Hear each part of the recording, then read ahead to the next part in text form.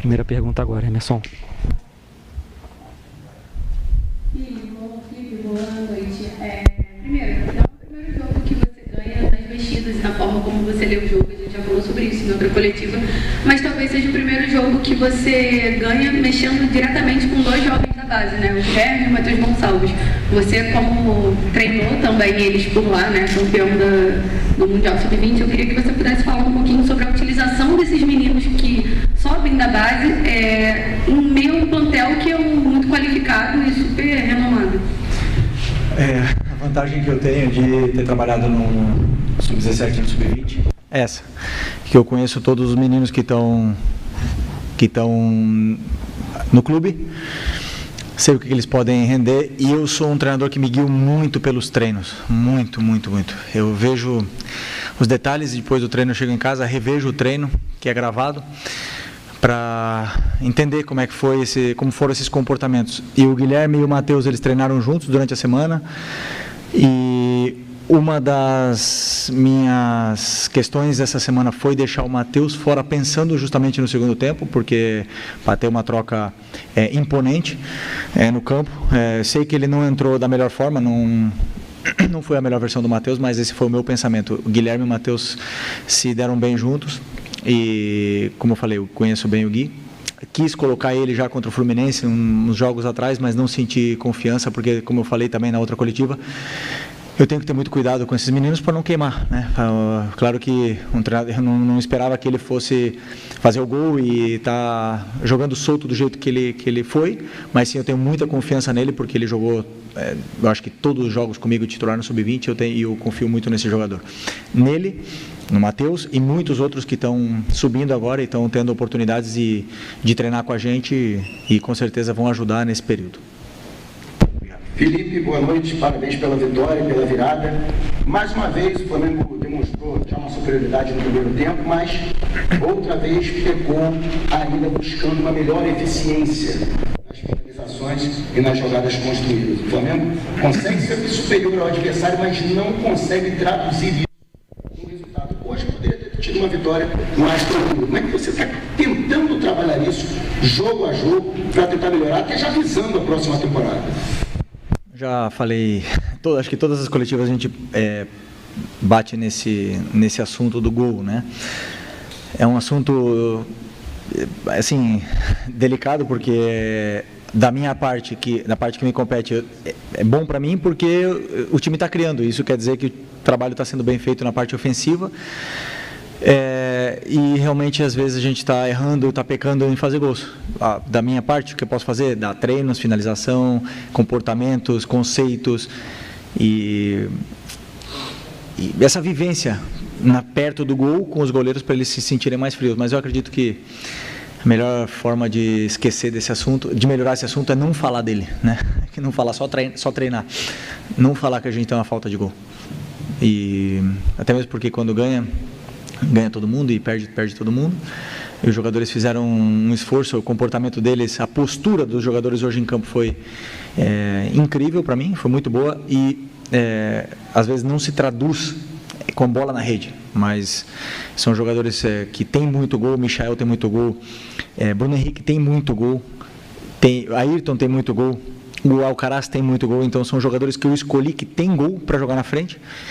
E às vezes a bola não entra. Hoje não entrou da forma que a gente queria, mas o importante aqui era sair com a vitória. Felipe, boa noite. Boa noite. Felipe, um pouco antes da final da Copa do Brasil, havia uma preocupação muito grande do torcedor sobre qual seria o comportamento do time caso fosse campeão, já que teria uma vaga direta para a Libertadores no ano que vem. Chegar no primeiro lugar do brasileiro seria um pouco mais complicado e tal. E você falou que você pensa jogo a jogo, e que você, na sua cabeça, se você perder um jogo, você acha que você vai ser demitido e tal.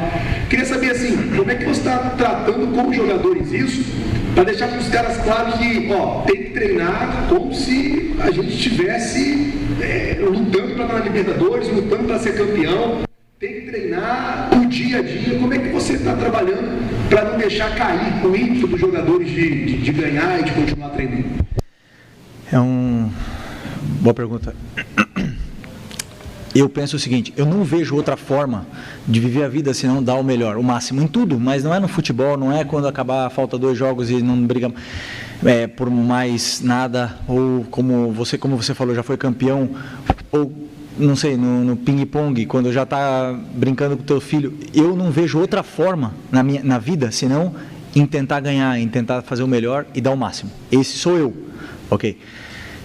E eu transmito para os meus jogadores que eu não permito em nenhum momento que eles se relaxem. Não vou permitir. Isso é uma cultura de treino que eu tenho na minha mente, que eu aprendi do Simeone. Eu já falei para vocês que ele transformou minha vida, e eu transmito isso. Eu não vou aceitar nunca que eles se relaxem. E eles não se relaxaram. Eu não precisei nem falar. Durante a semana foram muito bons os treinos, durante essa data FIFA. E a data FIFA é um período delicado para os jogadores, porque faltam muitos companheiros, porque realmente temos a tendência a relaxar, e esse grupo não relaxou.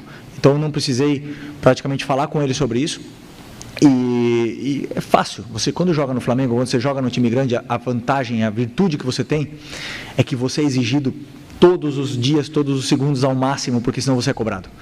E eles sabem disso. Esses jogadores muitos deles estão aqui há muito tempo, e eles já passaram por isso de se relaxar em algum momento e depois ser cobrados. A gente viu o Vaias, depois de ganhar a Libertadores e o Brasileiro em 2019, para o Rodinei. Então, nesse clube aqui, não podemos baixar nunca a guarda.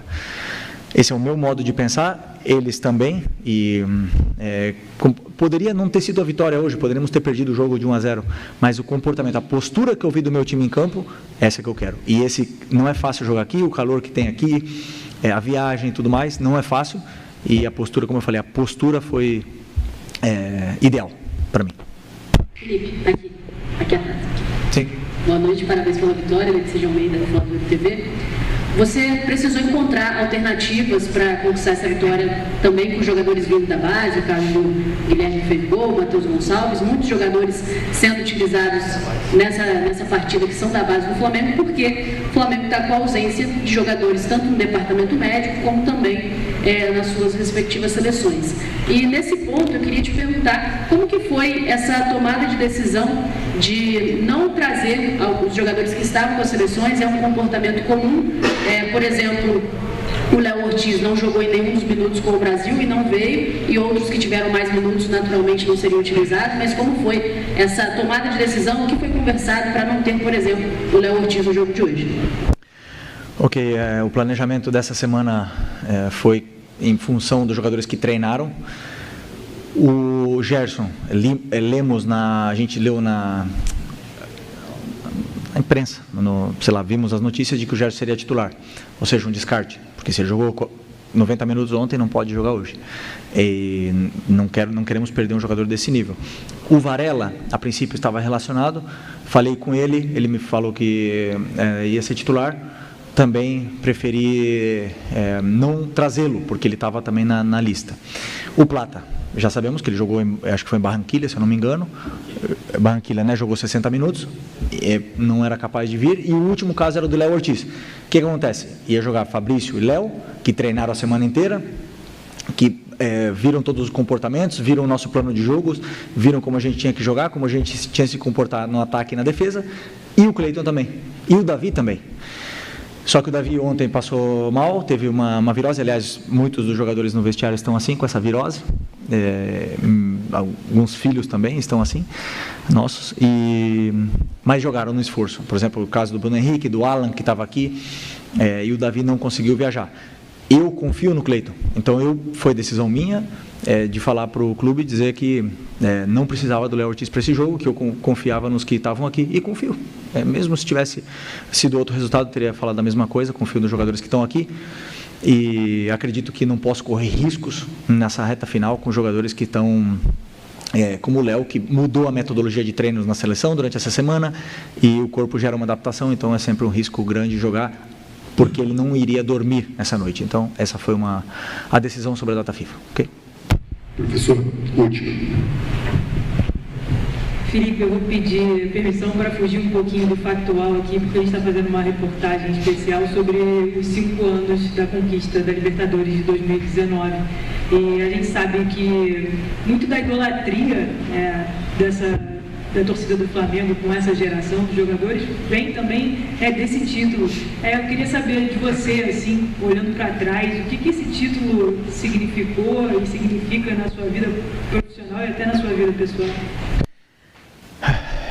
Assim, vocês me conhecem bem, né? Eu não gosto muito de falar do passado e dos títulos que ficaram para trás. Não vivo disso, nunca quero viver disso. Para mim, tenho um troféu, uma réplica lá em casa, tenho uma medalha. Não fico olhando, não está na sala, não está em lugar visível, porque eu gosto de esquecer o passado e sempre procurar ganhar um novo.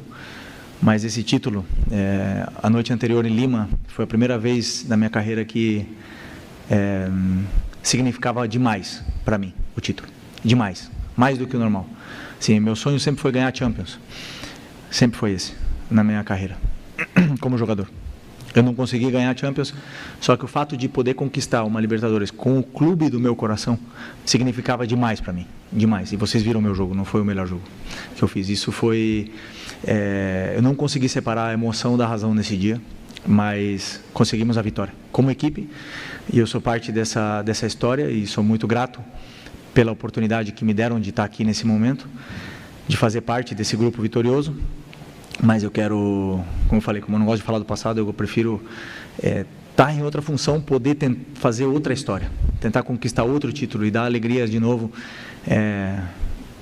e sentir essa conexão, essa comunhão com a torcida que é inesquecível. Então, eu estou aqui hoje em busca desse grande objetivo. Ok?